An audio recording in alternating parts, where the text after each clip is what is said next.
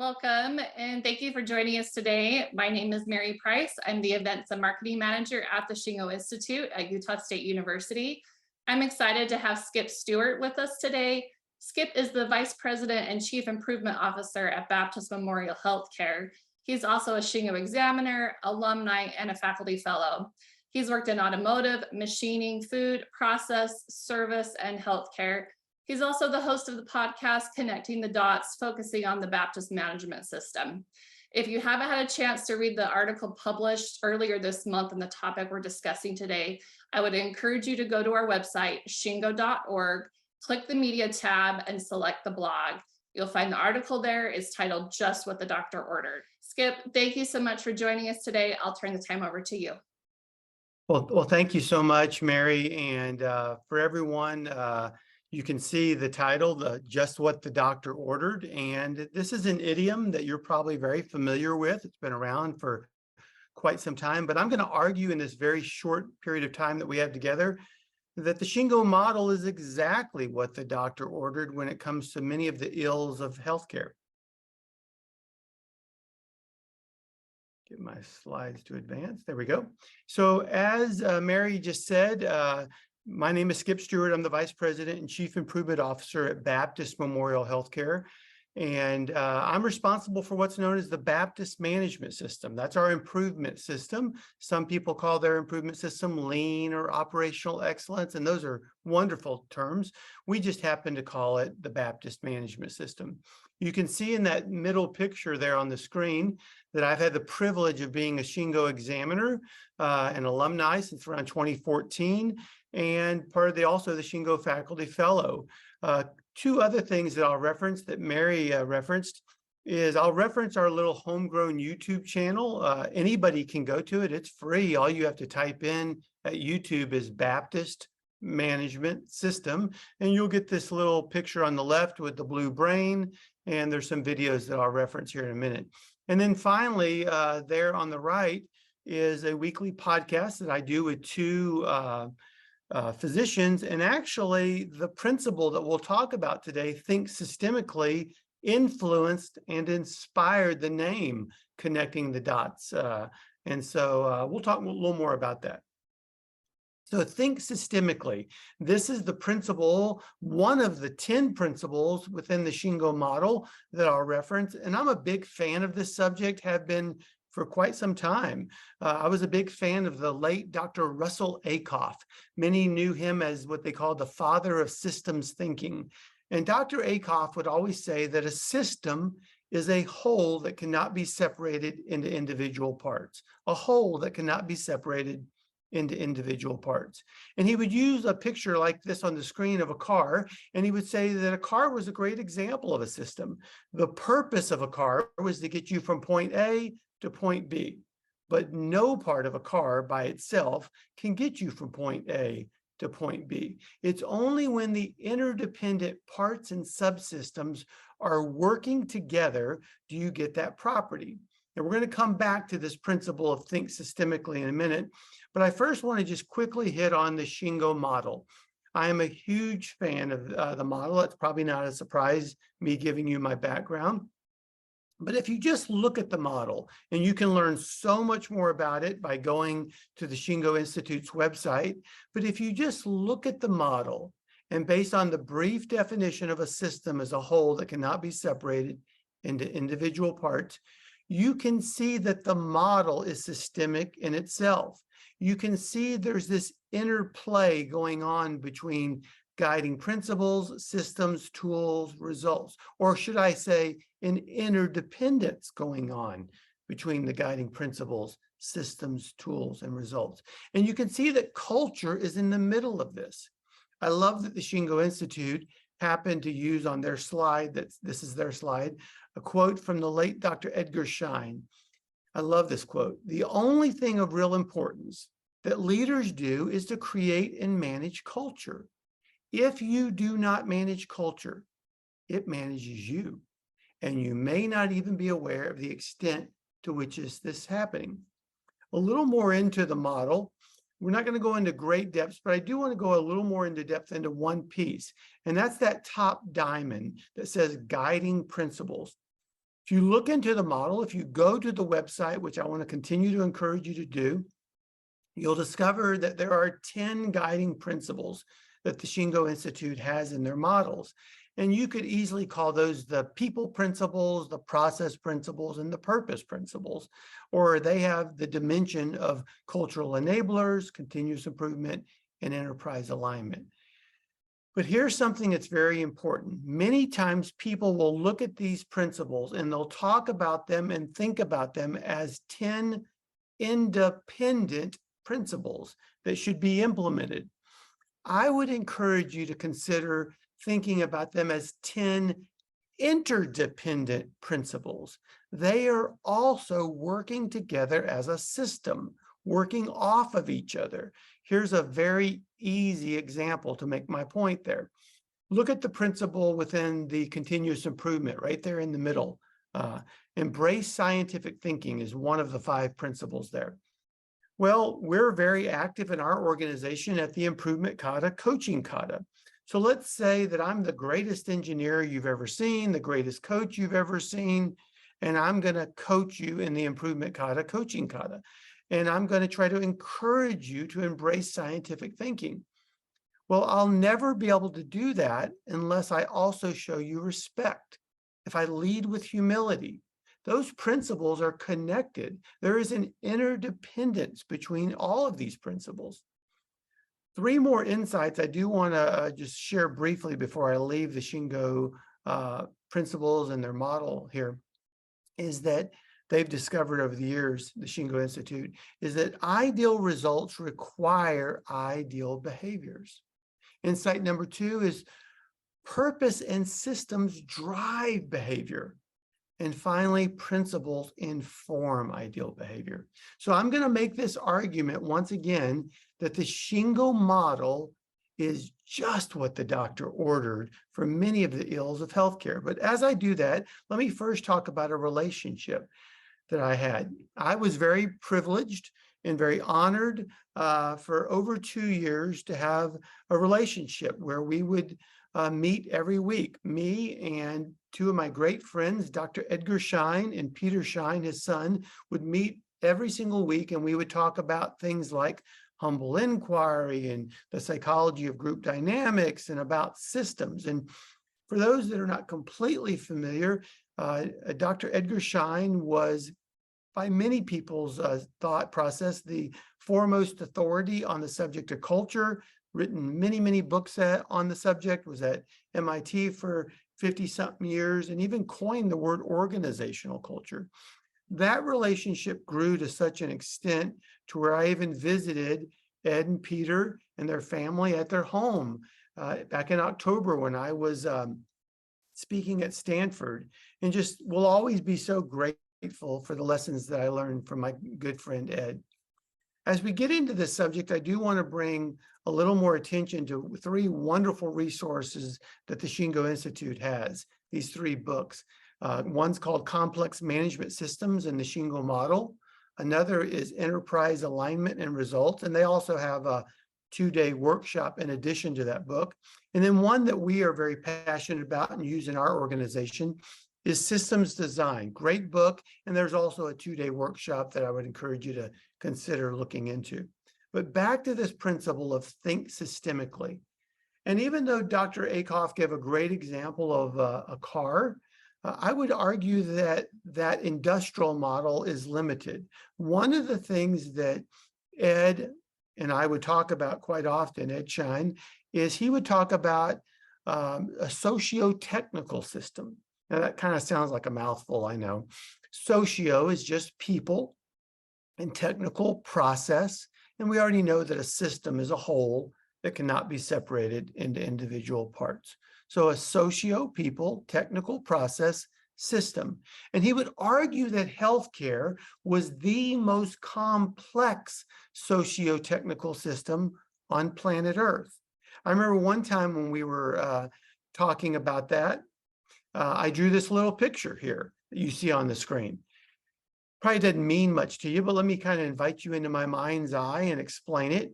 There in that yellow circle at the top, I imagine that that was an emergency department. And inside that emergency department was all this amazing technology that was advancing at a rapid rate. But equally, inside that department were all these amazing human beings that had dedicated their life to this discipline, and their skills were also advancing at a rapid rate. Now, if we look to the circle to the right of the yellow circle, I imagine that was a radiology department.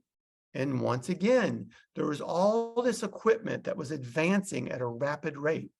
But once again, there was also people inside that circle in that department that their skills were advancing. But how do patients advance? How do they flow? How do they move forward in healthcare? Well, you could say horizontally, because they don't really care about the departments. But how does the actual patient flow and move, and the patient and the information with that patient move and flow? Well, until AI and robots are doing everything, it's still through people and through relationships. And I'm letting relationships be depicted there with a double-sided arrow. And I have only talked about two departments. Anyone that knows just a little bit about healthcare would say you don't have to go very far before it's very obvious that we are dealing with a complex socio-technical system, very complex, that's very dependent on relationships. But I do not think it's very helpful to talk about relationships in a very binary setting of good versus bad. I don't know that that's very helpful. What I find to be more helpful is what Ed and Peter Schein would talk about in many of their books, including the second edition of Humble Inquiry. They would put relationships on a continuum, and they were looking through the lenses of their sociology and anthropology background, and they would say, we go from a -1, starting at the left, to a +1, to a 2, to a 3. Let me explain. A -1 relationship is a domination and exploitation. Now, you'll notice I didn't say a 0 relationship, because that would imply there's no relationship. There's a relationship, but it's a negative relationship. So -1, domination and exploitation. Think about a prisoner and a prison guard, very negative relationship. Then we move to level 1, transactional relationship. Ed Schein would argue that healthcare was predominantly this, a transactional relationship. People are very polite, they're very professional, but they keep their professional distance. Very polite, very professional, but they keep their professional distance, a transactional relationship. Then there's a level 2. That's an personal relationship. It's an open and trustful relationship. And it's highlighted there because Ed and Peter would argue that in those critical interdependent areas where risk is the highest, we need to think about a level 2. Are we going to get level 2 everywhere? No, that's probably not very practical. But in the critical interdependence where risk is the highest, we need to think about that. Now, you might be asking, risk of what? Risk that someone will lie to you. Risk that people don't feel comfortable sharing their ideas, their concerns, their suggestions. There's always risk there. And then there's a level 3 relationship, or sometimes even called a 2.5. And yes, it's called intimacy, but it's not the same intimacy that you might experience with your spouse or your loved ones. This is when people work together in such an intense environment for so long, they can almost finish each other's sentences, or they know each other's next movements. I've seen this with surgery teams, like around brain and heart surgery, that have worked together for a long time. I remember one time talking to Ed Schein and saying, Ed, in my 31-year career, I've seen leaders in every industry ask their people for suggestions, concerns, obstacles, issues. Rarely do you hear people speak up. I loved Ed's response. He said, Skip, think about it. If the relationship between that leader and the people that they're asking the question to is only level 1, if it's only transactional, then those people might feel like there's more to lose than there is to gain. And that's exactly what I've noticed for the last almost 3 years at a profound level. Couple reflections, just 4 quick reflections. as I think about this complex socio-technical system. The first one is that Ed Schein would always say that life is a series of conversations, and everything happens through conversations and relationships. I think that's so true. The second reflection is that as we strive towards a level 2 relationship, what happens is we start to get answers to questions that we don't even know to ask. Let me say that again. As we strive towards this level 2, this personal, this open and trustful relationship, we start to get answers to questions that we don't even know to ask. The third reflection is that many times when it's only just a transactional relationship, people will feel like there's more to lose than there is to gain. And they'll keep their thoughts and opinions and suggestions and ideas to themselves. And then the fourth reflection is I remember Ed telling me once that in all of his years, and he was 94 when he passed away in January, we were actually doing some work earlier in the week. And at the end of that week, unfortunately, he passed away. He was just shy of his 95th birthday. But Ed would always say that many times people get content seduced with the technical and they give lip service to the social. I know I've been guilty of that, getting content seduced with the technical and giving lip service to the social. So in our organization at Baptist Memorial Healthcare, we're trying to find many ways to practice and strengthen the social skills. These are just a couple of pictures to depict that. The one on the left is a little practice session we have with humble inquiry. Another in the middle is a little card around humble inquiry. And then there on the right is a little tool called relationship mapping.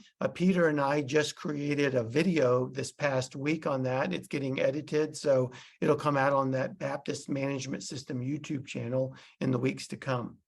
But I do remember back in October, I had the privilege of speaking out at Stanford. And I spoke about why are relationships so important at work. And when I was done speaking, Peter Schein joined me up on stage, and so did John Shook. And then Ed Schein joined us by way of video. And we started to take Q&A. I was very surprised during the Q&A that there was somewhat of a debate that broke out on what was more important, the social or the technical. I thought that John Shook answered that question beautifully. He said, you can't think about it as two columns. He said, what might be more appropriate is to think about it as a double helix, like you see here in the picture. The technical and the social are connected. When you try to separate them, you then have the problem of trying to put them back together. And the question that's up on the screen, I think I would encourage you to ask yourself, do you ever get content seduced with the technical and give lip service to the social? I know I have, and I'm trying to work on that very hard to make sure I don't continue to do that.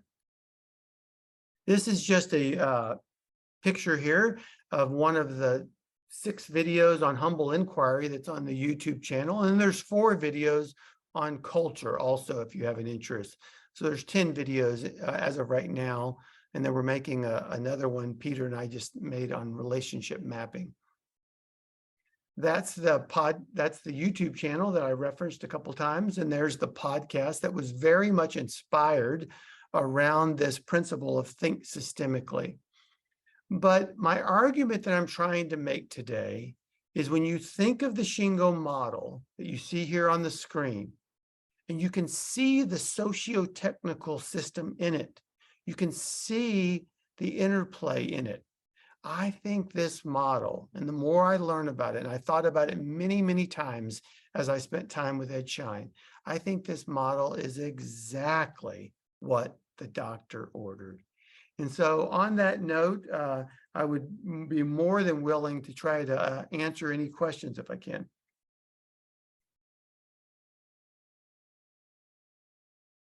Perfect. Thank you so much, Skip. That was excellent.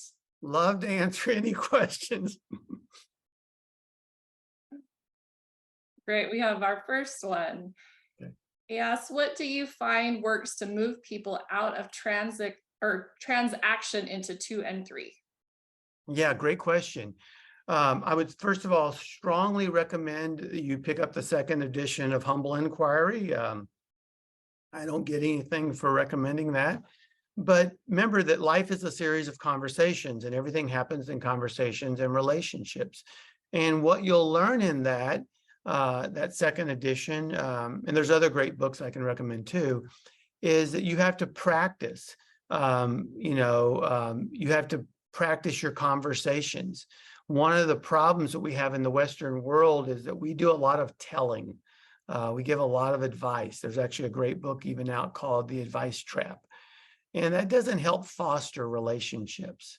And so to get it from going from transactional to level 2, I've got to be curious in you as a person. I've got to learn about you. I've got to ask questions that I don't know the answer to, open-ended questions.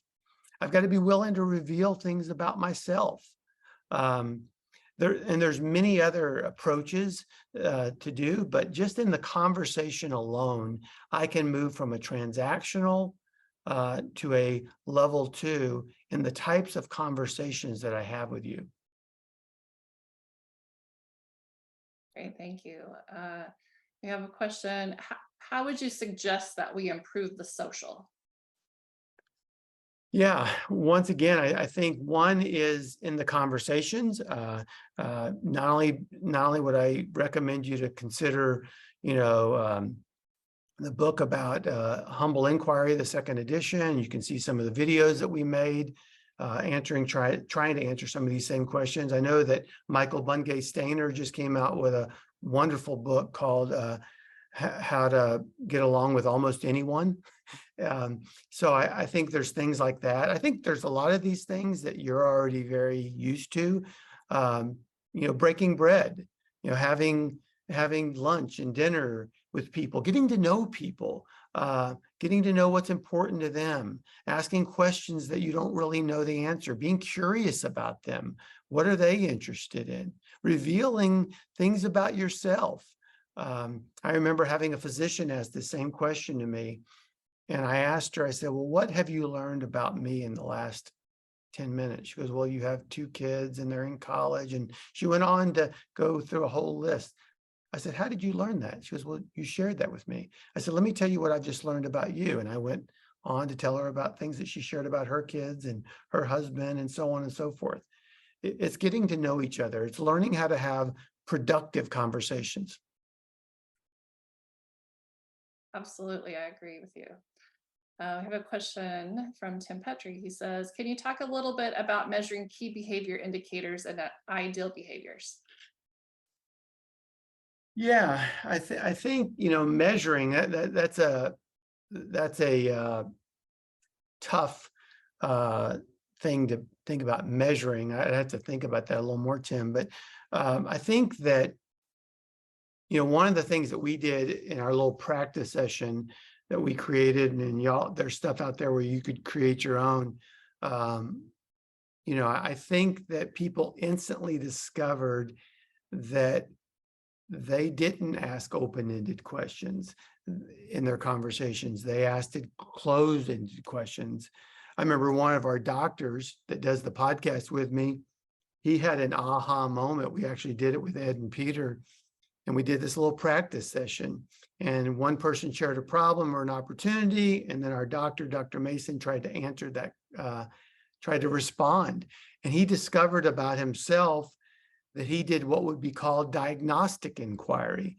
He said, my 30 years as a doctor, I've always diagnosed you and then told you what to do. And now that I'm in leadership, I'm finding that I'm doing the same thing. Ed would always jokingly say about the second edition of Humble Inquiry, if you get bored, just go back to page 125, and there's 4 pages of case studies. And in those case studies, they give you a very short little scenario. It's not very long at all. And they give you different ways to respond, telling versus diagnostic inquiry versus humble inquiry versus process-oriented inquiry. So once again, if life is a series of conversations and everything is happening through conversations and relationships, I think we need to practice those conversations. But specifically, Tim, on the measurement, I'd have to give that a little more thought, specifically on how to measure it. But I'll tell you one thing, when you start to practice, you know it when you see it, like just like that doctor. He knew that he was doing diagnostic inquiry. He was just ready to tell you what you needed to do. Thank you. In the medical field, what were the three biggest obstacles you encountered and what countermeasures were most successful? And were the medical obstacles different from industry ones? Yeah, great question. You know, obviously healthcare is different.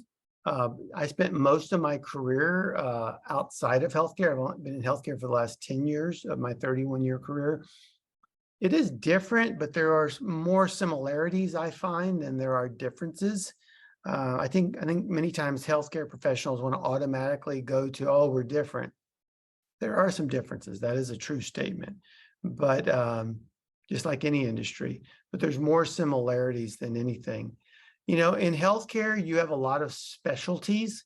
You have maybe some of the departments or the silos are more deeper entrenched because of how healthcare is set up. So that's one thing. But you know, as far as countermeasures, I think once again, there are, whether it be practicing conversations, we actually have a practice routine for that, or even in relationship mapping, which I know Peter Shine talks about that. They have a book coming out in August called The Second Edition of Humble Leadership, and we made a video on that. And they came out with a book called Anchors Reimagined back in May. But you know, I think practicing relationship mapping helps reveal, we've practiced that, and that helps reveal some of our relationships. It makes the invisible visible. So back to countermeasures, I think practicing things like relationship mapping is another one. I think there's team dynamic exercises that are already out there on the market that can help people learn how to be dependent on each other. We have interdependence on each other, whether we know it or not. Many of us say we have teams when we really just have a bunch of individuals. And so how do we create teams of where people are interdependent on each other and really appreciate and celebrate the differences in each other? I have a couple of questions that ask, where do you start? How do you use the Shingo model in the complex socio-technical system of healthcare? Yeah, I think a starting point, without giving a long dissertation, is I would go to the Shingo Institute website. I would start to see a lot of information there, and that you can, it's all free. And then if you want to further that, they have lots of workshops that I would strongly recommend, whether those are the Discover Excellence workshop or the systems design. But just today, going to the website and starting to reflect on the principles. And these are principles that the Shingo Institute would say they've discovered. And they're kind of like gravity. For example, you could say, well, I don't believe in gravity. Well, okay, there's going to be some consequences there. Same thing with the principles. I don't think I've ever met a person that says, well, I don't believe in that we should lead with humility. Really? You know, I don't believe that we should respect every individual. Really? I think most people would say, yeah, I fundamentally agree with those. So I think one would be to start with the principles, look at the principles, reflect on the principles, and then maybe the next step might even consider maybe going through the Discover Excellence workshop. Or if you say, well, I don't want to go there yet, then pick up the Discover Excellence book. You know, there's an old phrase that I heard came from Toyota. I don't know if it did, but they would say, some days small steps, some days big steps, but every day take a step. Well, today you have an opportunity to take a step to answer that question. It can be by clicking on a website. It could then be by picking up a book. It could then be by maybe even going to a workshop. And then I think one step after another will kind of progress. Awesome. Thank you so much for that, Skip. We are out of time today, and that's a perfect ending. So thank you so much. Thanks to all of our attendees. I hope you enjoyed it. make sure that you share this. We're going to put it on our YouTube channel and it'll be available for everyone. So thanks, Skip. Take care. We'll see you next time. Thank you.